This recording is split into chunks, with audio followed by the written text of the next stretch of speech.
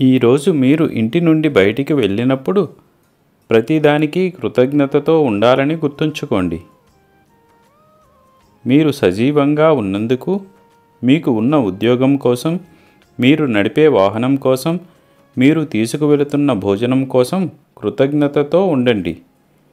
మీరు అంతర్లీనంగా సమృద్ధిగా ఉన్నారు. అభద్రతాభావం లేదా లేమి అనేది ఒక తరం నుండి మరొక తరానికి బదిలీ చేయబడిన మానవులలో ఒక మానసిక స్థితి మాత్రమే. మీరు యోగ్యులు, సంపూర్ణులు, శక్తివంతులు మరియు దైవికులు. ఈ భరోసా మరియు మీ జ్ఞానంతో మానవాళి అందరికీ అందమైన రేపటిని సృష్టించడానికి మీరు నా సాధనం. నా ఆశీస్సులు మీకు ఎల్లప్పుడూ ఉంటాయి. అల్లా మాలిక్.